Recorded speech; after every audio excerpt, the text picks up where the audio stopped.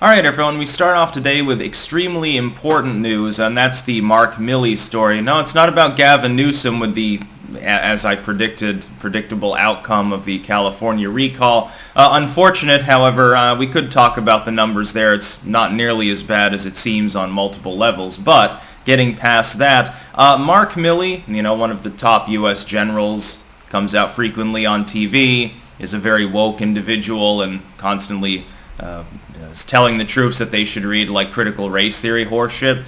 It turns out that he committed treason, probably, and not treason as in, well, you spoke ill of Joe Biden. Treason is in, well, you have a wrong-think opinion. You're wrong in some way, according to the orthodoxy of the mainline conservatives or the liberals or something.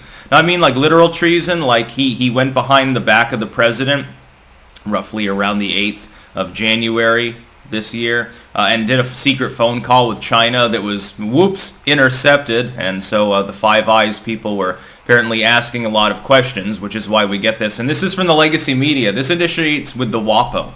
Washington Post, which is owned by Jeff Bezos, not exactly anti-globalistic, certainly not anti-woke.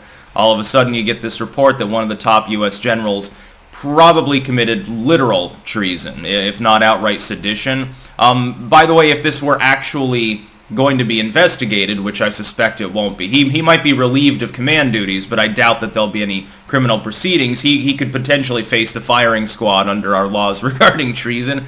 This will not happen. Don't expect significant closure. We may not even get the Biden administration addressing it. People might ask questions at the next Biden meeting, but he never answers questions, so we'll just have to keep guessing, I guess. First and foremost, though, before we launch into this a little bit more, because this is a very, very strange and somewhat concerning story, keep in mind down below, and there will be a pinned comment if you're watching this video on YouTube with links to 4 other video hosting sites that I use. I make 2 exclusive videos every day there, and they don't end up on YouTube for a plethora of different reasons, political, medical, and algorithmic. Here's the thing. We have to be a little bit cautious with regards to believing this full report because, of course, it's coming from the legacy media, so never assume that anything that they say is automatically truth. It appears corroborated, though, and part of the reason we can say this is likely is because this is saying that just after the January 6th protests, the fiery but mostly peaceful protests, Milley apparently went ape and decided, well, Trump might try to use nuclear weapons to stay in power. Now, it's not entirely fully fleshed out what that would entail and why he would believe that. Basically, it sounds like Milley just had Trump derangement syndrome.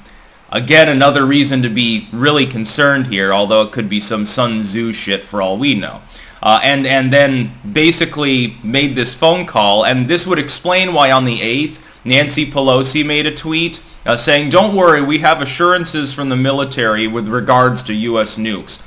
Well, it does fit the timeline since it's literally the next day. I think that maybe Milley made a call to Pelosi. Now, if it turns out, by the way, that Pelosi was made aware by Milley or someone under Milley about this goings-on, about a secret phone call with China, oh boy, would that be the goddamn diplomatic scandal of the century. It'd be bigger than the Afghan withdrawal failure by a considerable magnitude.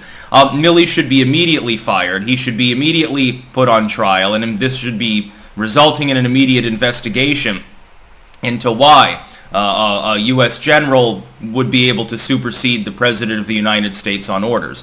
Now, what if you had done this and then the Chinese said, oh, well, now's a perfect time to strike because this general won't hit us. We can invade Taiwan tomorrow and nothing will happen.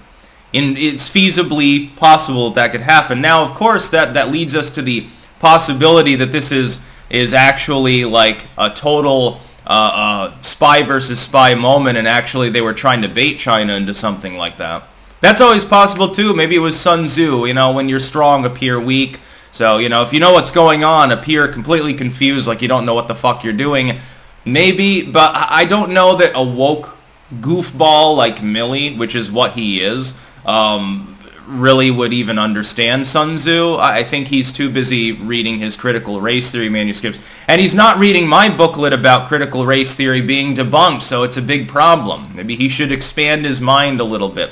This would be treason. And this brings about something that I've discussed before, that there are fundamentally two possibilities that explain a lot of what goes on in government. And keep in mind, there are two possibilities for the power structure of the executive branch in the military and diplomatic sense right now.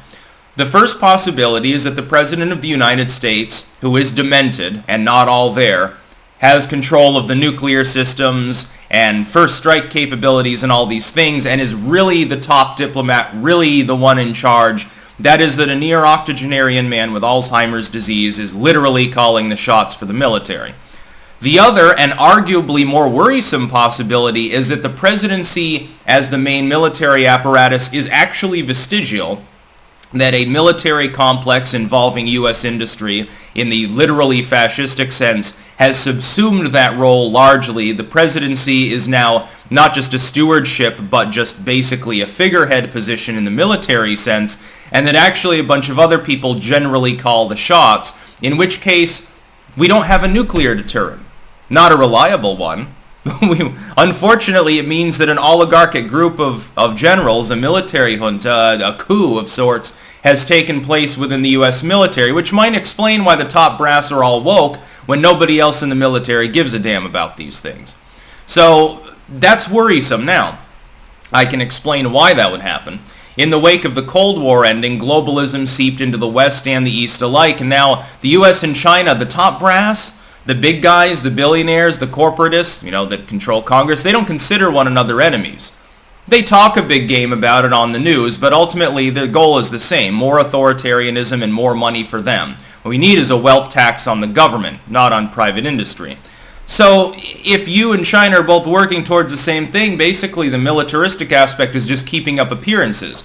If you therefore have Trump derangement syndrome, or if you recognize that Trump is genuinely, literally not a globalist, actually believes in America first, and you're like, well, shit, that's from yesteryear. That's the sloganeering of fascism. We believe in a global community now. We're not going to have wars. We're just going to have random drone strikes forever. It's much more merciful than before because the public blames us less. It's better on their nerves. The public doesn't care as much if we drone a bunch of people a little at a time than if we invade a country flat out. So we've changed. We've gotten better somehow. We don't have to worry about this nuclear thing, so we don't need the president to be able to strike because they're never going to use the nukes. They're just a fucking pony show. They're bread and circus for the public, and really there is no threat, except for maybe a rogue terrorist group or something like that. So it makes sense now, wouldn't it?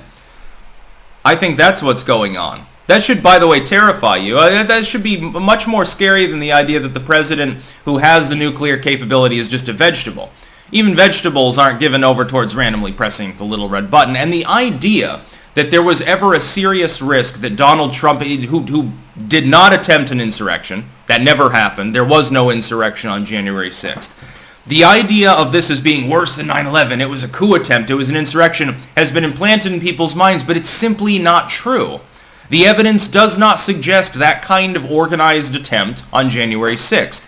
So to say that Trump, who had just made a speech in which he told people to be peaceful and to go home with peace in their hearts after they had picketed for a while, never told them to attack anything, enter the Capitol, anything like that.